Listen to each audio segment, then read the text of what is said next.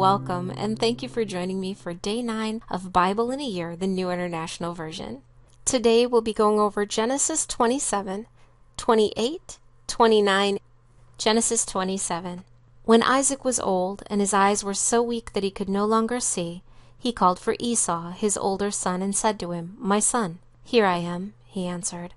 Isaac said, "I am now an old man, and don't know the day of my death. Now then get your weapons, your quiver and bow, and go out to the open country to hunt some wild game for me. Prepare me the kind of tasty food I like, and bring it to me to eat, so that I may give you my blessing before I die."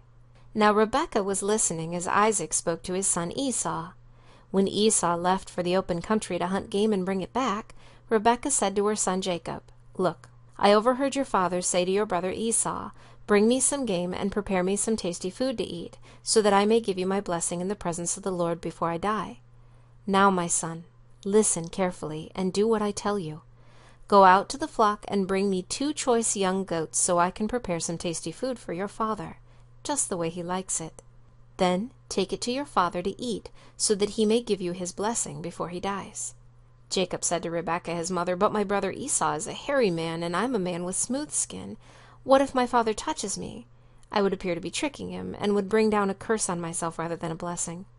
His mother said to him, "My son, let the curse fall on me. Just do what I say. Go and get them for me." So he went and got them and brought them to his mother, and she prepared some tasty food just the way his father liked. Then Rebekah took the best clothes of Esau, her older son, which she had in the house, and put them on her younger son, Jacob. She also covered his hands and the smooth part of his neck with goat skins. Then she handed to her son Jacob the tasty food and the bread she had made. He went to his father and said, "My father." "Yes, my son," he answered. "Who is it?" Jacob said to his father, "I am Esau, your firstborn. I have done as you told me. Please sit up and eat some of my game, so that you may give me your blessing." Isaac asked his son, "How did you find it so quickly, my son?" "The Lord your God gave me success," he replied. Then Isaac said to Jacob, "Come near so I can touch you, my son, to know whether you really are my son Esau or not." Jacob went close to his father Isaac, who touched him, and said, "The voice is the voice of Jacob, but the hands are the hands of Esau." He did not recognize him, for his hands were hairy like those of his brother Esau, so he blessed him. "Are you really my son Esau?" he asked. "I am," he replied. Then he said, "My son, bring me some of your game to eat, so that I may give you my blessing." Jacob brought it to him, and he ate, and he brought some wine, and he drank. Then his father Isaac said to him, "Come here, my son, and kiss me." So he went to him and kissed him. When Isaac caught the smell of his clothes, he blessed him and said, "Ah, the smell of my son is like the smell of a field that the Lord has blessed. May God give you of heaven's dew and of earth's richness, an abundance of grain and new wine. May nations serve you, and peoples bow down to you.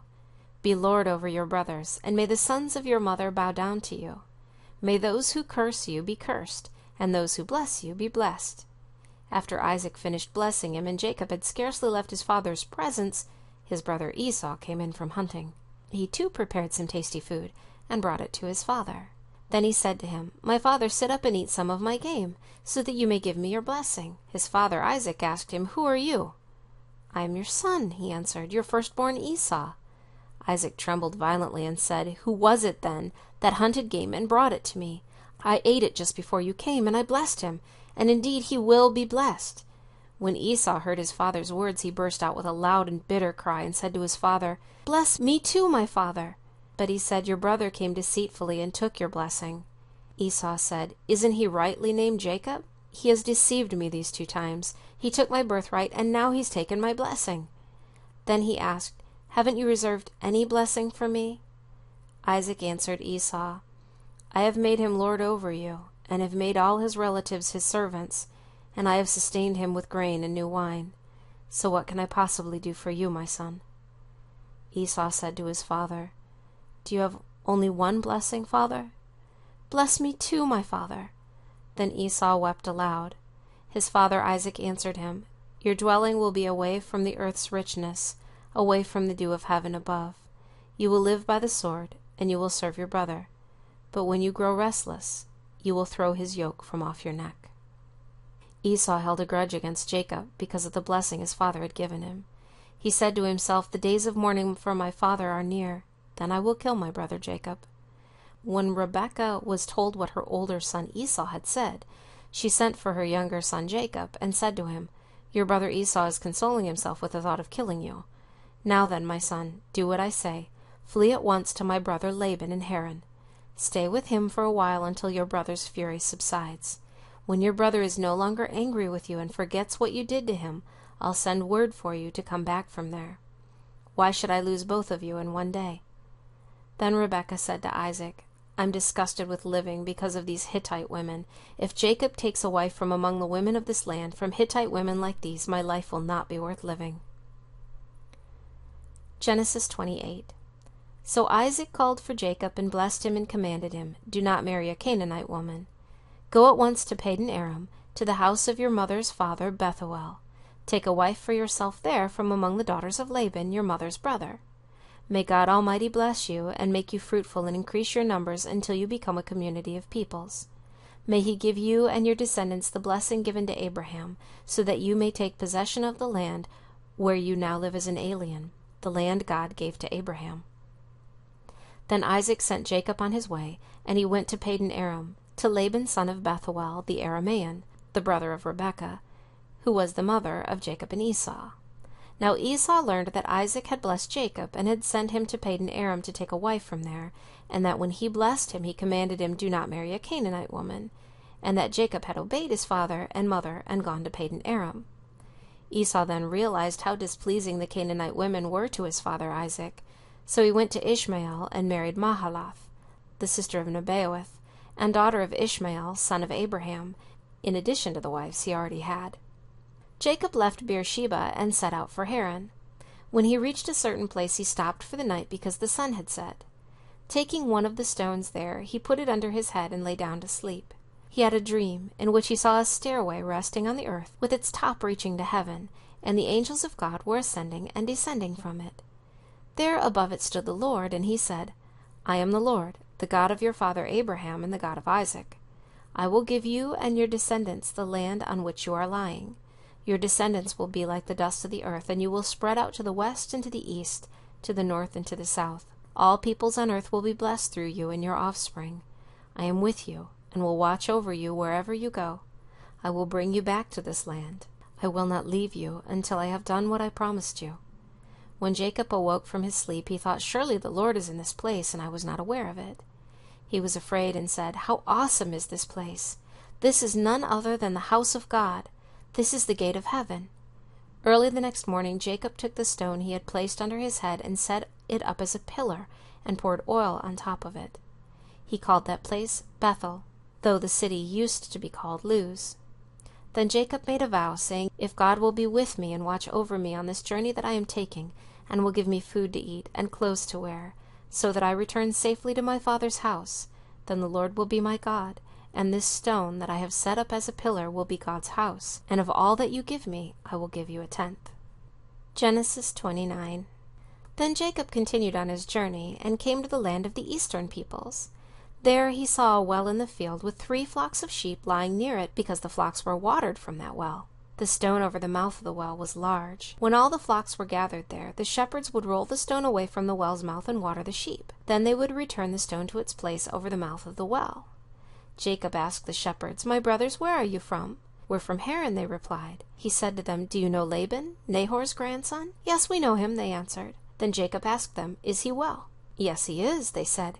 "And here comes his daughter, Rachel, with sheep." "Look," he said, "the sun is still high. It is not time for the flocks to be gathered. Water the sheep and take them back to pasture." "We can't," they replied, "until all the flocks are gathered and the stone has been rolled away from the mouth of the well." While he was still talking with them, Rachel came with her father's sheep, for she was a shepherdess. When Jacob saw Rachel, daughter of Laban, his mother's brother, and Laban's sheep, he went over and rolled the stone away from the mouth of the well and watered his uncle's sheep. Then Jacob kissed Rachel and began to weep aloud. He had told Rachel that he was a relative of her father and a son of Rebekah, so she ran and told her father. As soon as Laban heard the news about Jacob, his sister's son, he hurried to meet him. He embraced him and kissed him, and brought him to his home, and there Jacob told him all these things. Then Laban said to him, "You are my own flesh and blood."